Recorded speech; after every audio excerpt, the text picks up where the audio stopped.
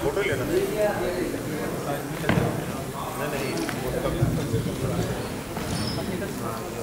हमारी जो मातृशक्ति अंतर्राष्ट्रीय विवाह कर रहे हैं हमारे बच्चे, उसका एक यही रीजन है कि ब्राह्मण महासभा से, क्योंकि अंतर्राष्ट्रीय जब विवाह बच्चे करते हैं, अदर जातियों की बच्चियां मेरे घर में जब आती हैं तो उनके संस्कार हमारे घर में पुनः स्थापित हो जाते हैं और हमारे जो मूल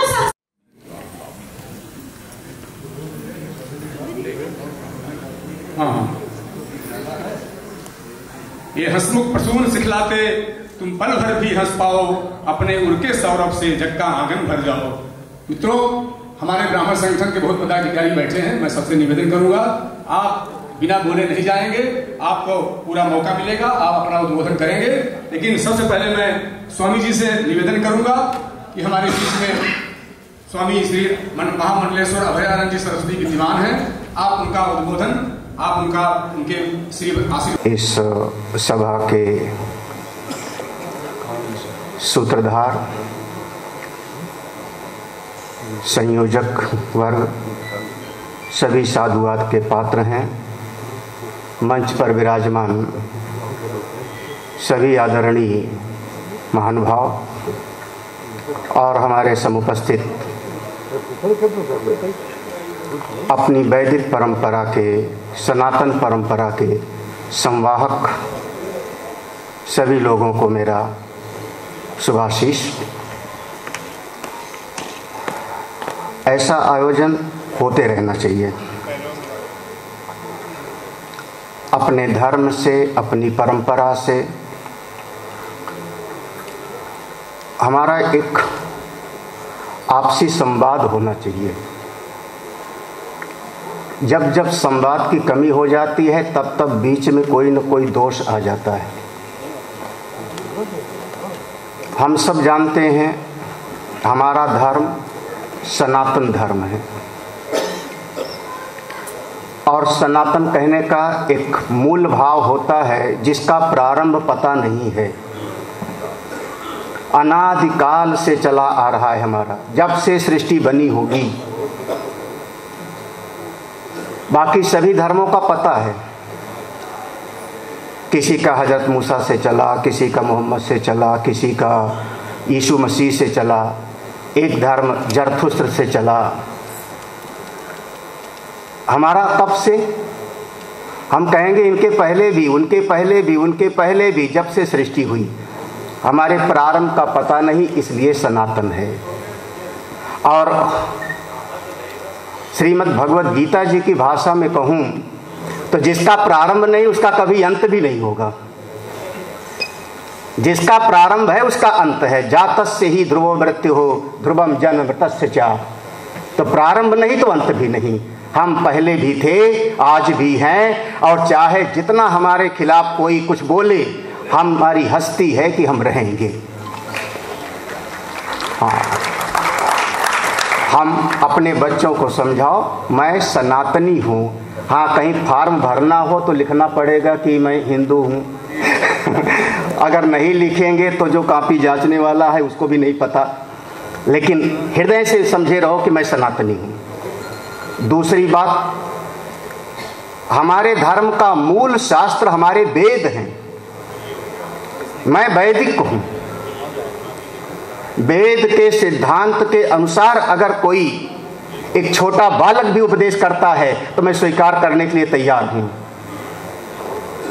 8 जगह से टेढ़ा ठीक से चल नहीं सकता है, लेकिन वेद के सिद्धांत के अनुसार उपदेश करते हैं तो सम्राट जनक, विदेहराज जनक उनसे ज्ञान प्राप्त करते हैं। कभी पढ़िए अष्टावक्र गीता। एक माँ मनु शतरूपा की कन्या देवहूति अपने पुत्र से ज्ञान प्राप्त करती है, लेकिन कब? जब वेद के अनुसार उपदेश होता है तब। तो हम वैदिक, हम वेद के अनुसार कोई उपदेश है तो कोई भी उपदेश करे मैं स्वीकार करने के लिए तैयार हूँ। वेद विरुद्ध अगर कोई बहुत बड़ा ख्याति लब्ध है बहुत प्रतिष्ठित व्यक्ति भी कहता है वेद विरुद्ध, तो हम स्वीकार करने के लिए तैयार नहीं हैं। जैसे महात्मा बुद्ध, हम भगवान के 10 मुख्य अवतारों में से उनको एक अवतार मान लिए हैं। हम उनकी आदर बुद्धि रहती है, हम उनकी पूजा कर लेते हैं, लेकिन वैचारिक धरातल पर हम उनसे सहमत नहीं हैं। क्यों? क्योंकि उन्होंने हमारे वेदों का खंडन किया। नास्तिको वेद निंद कहा, जो हमारे वेद विरुद्ध है उससे हम बिल्कुल कभी सहमत नहीं होते। तो हमारा मूल शास्त्र हमारे वेद। एक बात मैं यहीं पर बोल दूं, सभी लोगों ने बोला भी होगा, हम लोग बहुदेवतावादी हैं। थोड़ा अपना अब वैदिक बात मैं कह रहा हूं, हम लोग बहुदेवतावादी हैं। हमारे वेद में अनेक देवताओं का वर्णन किया गया है, लेकिन देवता स्वतंत्र नहीं है, वो मंत्रों के अधीन हैं। अगर आप ठीक प्रकार से मंत्र का पाठ करेंगे, आवाहन करेंगे, तो देवता को प्रकट होना होगा, देवता को आपकी मनोकामना की पूर्ति करनी होगी, क्योंकि देवता मंत्र से पराधीन है। और मंत्र का ठीक प्रकार से उच्चारण, ठीक प्रकार से पाठ करना ये ब्राह्मण के अधीन है। इसीलिए ब्राह्मण सर्वोच्च था। जो संध्या वंदन करता है, गायत्री जाप करता है, जब वो वेद के मंत्र का उच्चारण करता है तो देवता भी उसका अनुसार व्यवहार करते हैं। इसलिए ब्राह्मण हमारे पूज्य थे। खैर, आपको एक बात और कह दूं, कुछ अपनी बातें, एक शब्द से बिल्कुल आप सहमत मत होना, कभी भी आप चर्चा कर लेना। सभी धर्म एक बात कहते हैं, इससे कभी सहमत मत होना। मैं सहमत नहीं हूं। ये व्यवहार में बहुत बार आपको सुनने को मिलेगा, सभी धर्म एक बात कहते हैं। अरे सभी धर्म कैसे एक बात कहते हैं महाराज? चलो, अब आपको वेद के अनुसार हमारे भारतवर्ष में कुछ विचार की शाखाएं पैदा हुई, जिनको हम कहते हैं दर्शन। भारत में खास करके एक नास्तिक दर्शन और 8 आस्तिक दर्शन हुए। एक नास्तिक जिसका नाम पड़ा लोकायत दर्शन, लेकिन प्रचलित नाम हुआ चार्वाक, और 8 और पूरी तरह से नास्तिक। वैसे हम लोग 12 दर्शन मानते हैं, 12 दर्शनाचार्य हम लोग कहते हैं। हाँ। भारतीय दर्शन में खास करके जो विचार पैदा हुए भारत में, उनके 4 प्रमुख विषय थे। चाहे वेद को ना मानने वाले जैनिज्म, वेद को ना मानने वाले बौद्धिज्म, अथवा न्याय, वैशेषिक, सांख्य, योग, मीमांसा, वेदांत। 4 विचार के प्रधान विषय हैं। पहला विचार का विषय है, उसको हम कहते हैं तत्व मीमांसा। तत्व मीमांसा, ये सृष्टि का सार क्या है, तत्व क्या है, कुछ है भी कि नहीं है, मूल में कुछ है अथवा नहीं, तत्व क्या है। हाँ। महात्मा बुद्ध तो कहते हैं चतुष्कोटि, चतुष्भंगी न्याय से कुछ नहीं है। वो तो असत का प्रतिपादन कर देंगे। कैसे कहते हैं कि सभी मत एक बात कहते हैं, सभी धर्म, कुछ तत्व है कि नहीं है, उस तत्व का विचार करना है, उसको हम कहते हैं तत्व मीमांसा। तत्व क्या है। दूसरी विचार की धारा चली, जिसको हम कहते हैं सृष्टि मीमांसा। जो हमारे सामने सृष्टि दिखाई पड़ रही है, ये सृष्टि है क्या, किसने बनाई, कब बनाई, क्यों बनाई, कैसे बनाई। आप विचार करके देखो, क्या सभी कहते, किसी ने तो कहा कि उसने कह दिया, खुदा ने कहा बन जा तो बन गई। अरे ऐसे बन गई? हाँ? किसने बनाई? आप कभी, मैं कह रहा हूं, अपने विचार में जो हम लोग मानते हैं उस पर आप क्वेश्चन करने के लिए तैयार रहो। आपने सुना कि कमल के फूल पर, भगवान की नाभि से कमल का फूल पैदा हुआ, उसके ऊपर ब्रह्मा पैदा हो गए, और फिर उसके बाद ब्रह्मा जी ने विचार किया कि मैं कहां से पैदा हूं। कभी उस पर विचार करो कि ब्रह्मा पैदा हो गए तो कमल का फूल था कि नहीं, वो सृष्टि के अंतर्गत है कि नहीं है। कमल का फूल जब ब्रह्मा पैदा हुए तो कहीं जल था कि नहीं, समुद्र था कि नहीं, कहीं खाली जगह थी, आकाश था, तब तो ब्रह्मा पैदा हुए। क्यों नहीं विचार करते हो? तो दूसरी विचार की धारा होती है सृष्टि मीमांसा। यह सृष्टि क्या है? तत्व मीमांसा, सृष्टि मीमांसा। तीसरा विचार का जो विषय होता है उसको हम कहते हैं प्रमाण मीमांसा। आप विचार करो प्रमाण क्या है। हाँ, एक आपको बहुत सरल सा दृष्टांत दूं। हमको दिन में दिखाई पड़ रहा है, मेरी आंख हमको बता रही, मेरी आंख हमको दिखा रही आप लोगों को। उल्लू की आंख तो रात को देखती है, दिन में तो नहीं देखती। तो मेरी आंख प्रमाण है कि उल्लू की आंख? और ये आंख हमारी 6x6 नहीं है। हाँ, अब बताओ चश्मा इतना मोटा वाला लगा लो तो कितना बड़ा दिखेगा? भाई चश्मा मोटा वाला लगा लो, दूरबीन से देखो, वही अक्षर इतना बड़ा बड़ा दिखाई पड़ने लगेगा। तो प्रमाण क्या है? क्या आपकी इंद्रियां प्रमाण है? तो प्रमाण की मीमांसा, इस पर बहुत विचार किया गया है। कभी न्याय दर्शन पढ़िए, वो प्रमाणों की मीमांसा करने में सबसे प्रबल शास्त्र है हमारा न्याय दर्शन। हाँ, प्रत्यक्ष है कि अनुमान है कि उपमान है कि अर्थापत्ति है कि अनुपलब्धि है, क्या है प्रमाण मीमांसा। और चौथी बात है आचरण मीमांसा। अब मेरा जीवन कैसा होना चाहिए? ध्यान रखना, ये चार सभी दर्शन ये चार विषयों पर विचार करते हैं।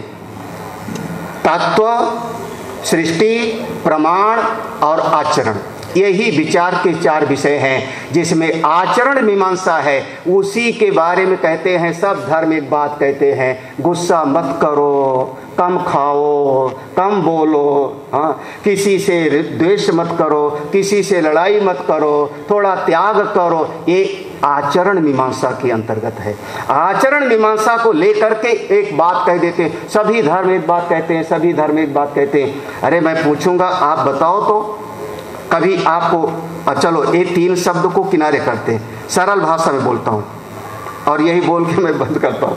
हाँ, जीव क्या है? मैं जीव हूँ, कौन हूँ? जीव का स्वरूप क्या है? आप किसी भी दर्शन से पूछिए, आप जैनी से पूछिए, बौद्ध से पूछिए, आप किसी भी धर्म की शाखा वालों से पूछिए, अगर जीव के बारे में एक बात कह दें सब मिलकर के, तब मैं मानूं। कोई कहेगा पुद्गल है, कोई कहेगा अणुओं है, कोई कहेगा जीव नाम की सत्ता नहीं है। हाँ, जीव क्या है, जगत क्या है और जगदीश क्या है? बस तीन विचार के विषय हैं, जीव, जगत और दोनों का नियंता ईश्वर। ईश्वर के बारे में आपकी क्या समझ है? हाँ, ईश्वर एक देशी है अथवा सर्वदेशी है? मेरा बस इतना कहने का मतलब है कि अपना दर्शन गहनतम है, उसकी सीमा कोई पाता नहीं जल्दी। छोटा मोटा थोड़ी मोटी बातें सुन करके कभी ऐसा मत समझो कि सभी धर्म एक बात कहते हैं। सभी धर्म एक बात नहीं कहते। हम विचार करेंगे, जीव के बारे में बताओ, जगत के बारे में बताओ और जगदीश के बारे में बताओ, और फिर कहो कि एक बात कहते हैं। तब ये बात आपको अपने दर्शन में प्रवेश करना पड़ेगा। आप लोग अगर कभी मौका मिले उपनिषद का अध्ययन करो, श्रीमद् भगवद गीता का अध्ययन करो।